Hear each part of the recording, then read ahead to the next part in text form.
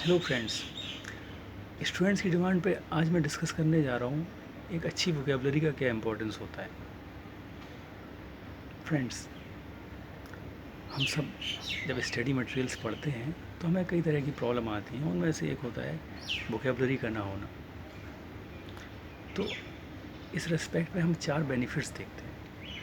पहला बेनिफिट जो है वो है बेनिफिट्स इन कॉम्पिटिटिव एग्ज़ाम्स। जब आप किसी कॉम्पिटिटिव एग्ज़ाम में अपियर होते हैं और आपकी वोकेबलरी अच्छी होती है तो आपको डायरेक्ट बेनिफिट होता है। जैसे कि एनडीए है, सीडीएस है, कैट है, यहाँ पे अच्छे खासे वर्ड्स पूछे जाते हैं 10 से 15 के बीच में। तो अगर आपकी वोकेबलरी अच्छी होती है तो एक एडेड एडवांटेज होता है। उसके अलावा कई एग्ज़ाम्स में कॉम्प्रिहेंशन के लिए पैसेजेस आते हैं। आपको पैसेज कंप्रीहेंड करना रहता है और आंसर करना रहता है। तो ऐसे सिनेरियो में अगर आपकी वर्ड पावर अच्छी होती है तो आप उस पैसेज को जल्दी से समझ पाते हो, नहीं तो फिर आपको डिफ़िकल्टी होती है उसको समझने में। एक बार आप अगर पैसेज नहीं समझ पाते हैं तो आप सही आंसर नहीं कर पाते हैं। तो उसके लिए एक अच्छी वोकेबलरी का होना ज़रूरी है। दूसरा जो बहुत बड़ा फ़ायदा वो है इम्प्रूवमेंट इन रीडिंग। दोस्तों, जब आप पढ़ते हैं कोई भी चीज़ या पेपर पढ़ते हैं या फिर आप बुक्स पढ़ते हैं तो अगर बीच में कोई वर्ड्स अगर आपको नहीं आता है तो पूरे पैसेज का या पूरे पैराग्राफ का मीनिंग क्लियर नहीं होता है और आप एक फ्रस्ट्रेशन होती है उस टाइम पे आपको। तो आप जब डिक्शनरी देखते हैं या फिर वर्ड सर्च करते हैं तब जाके उसकी मीनिंग क्लियर होती है और तब तक आपका काफ़ी टाइम वेस्ट हो चुका होता है। तो एक अच्छी वर्ड पावर से एक रीडिंग एबिलिटी इम्प्रूव होती है। तीसरा जो मेजर बेनिफिट है वो है आपका इम्प्रूवमेंट इन राइटिंग स्किल्स।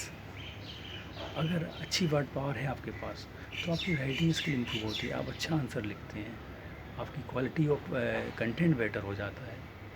आपके ऐसे राइटिंग में, आपके डिटेल्ड आंसर राइटिंग में, आपकी रिपोर्ट राइटिंग में, लेटर राइटिंग में, नोटिस में, सब में काम आता है। तो वो चीज़ एक वोकेबलरी का होना ज़रूरी होता है उसके। चौथी जो इम्पॉर्टेंट आस्पेक्ट है वो है पर्सनैलिटी डेवलपमेंट जिसको भी कहते हैं। तो एक अच्छी वर्ड पावर से आप अपनी पर्सनैलिटी को रिफ्लेक्ट करते हैं।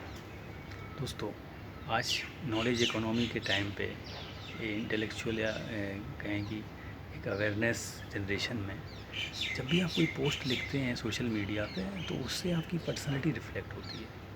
अगर आपकी चॉइस ऑफ वर्ड्स अच्छी होती है तो आपका पॉजिटिव इंप्रेशन जाता है और ये आपके सोशल रिलेशंस को बेटर बनाने में बहुत बड़ा रोल प्ले करता है।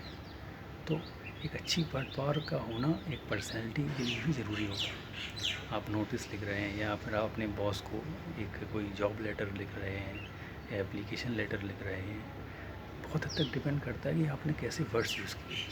अगर आपके वर्ड्स स्टैंडर्ड हैं और इम्प्रेसिव हैं तो उसका डिसीजन मेकिंग में फ़र्क पड़ता है। तो इस चीज़ पे आपको गौर करना होगा। ये 4 एस्पेक्ट्स हमने देखे हैं। हम कैसे अपनी वर्ड पावर को इम्प्रूव कर सकते हैं इसके लिए कल हम डिस्कस करेंगे। Thank you.